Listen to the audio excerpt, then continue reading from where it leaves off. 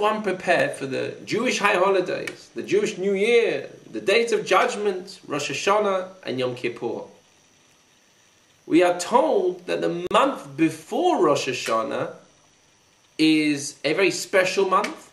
In fact, it's as holy as a Jewish festival, but without all the restrictions which one has on a Jewish festival. Why is that?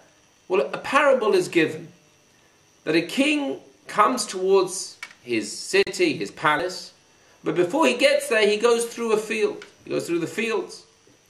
And the people of the city, they come out and they greet him. And at that time, anyone who wants can go up to the king and they can ask what they want. And he receives everyone with a smiling, happy face. As he goes into the city, he comes into his palace. And in the palace, not everyone can go in.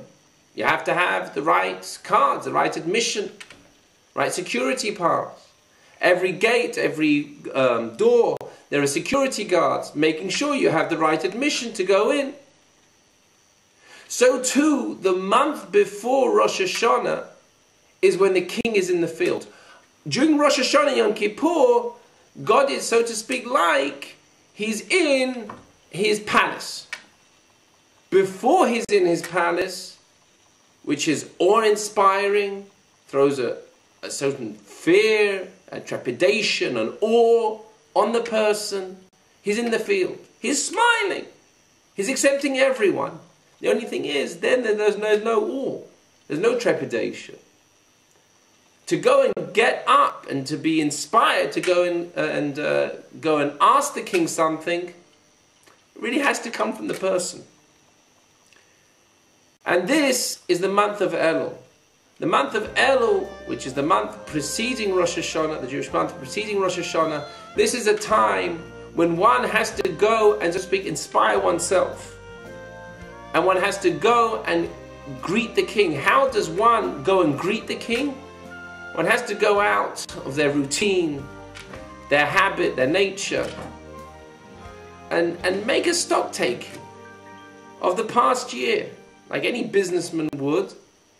Once a year they have to make a businessman would make a stock taking of what he's done right, what he's done wrong, how he can improve on both areas.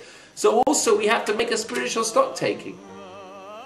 How can I improve on what I've done? Or if I'm lacking in any way, how can I correct that? And this is the time when if we do that, we add in something small, something extra. We can ask of God whatever we want.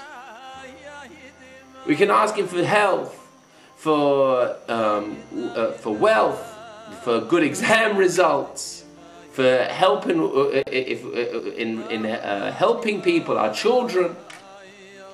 And God gives abundantly. But we just have to do something extra. Maybe learning Torah, a bit of an extra 5 minutes or an extra 10 minutes or whatever it is, buying a book and learning it about what it means, Judaism. Making sure that we light the candles in a more beautiful way, maybe giving some charity before we light the candles, making sure we put on the tefillin more often, or having the right intention when one puts them on, helping someone extra, whatever it is, this is the way we're going out of one's own limitations. One is then able to ask and go and greet the king while he's in the field, where he's down in our day-to-day lives. When we're, so to speak, we're in our day-to-day clothing.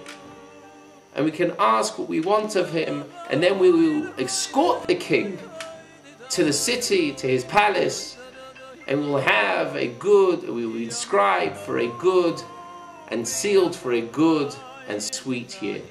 Hopefully, please God, with Mashiach in Israel.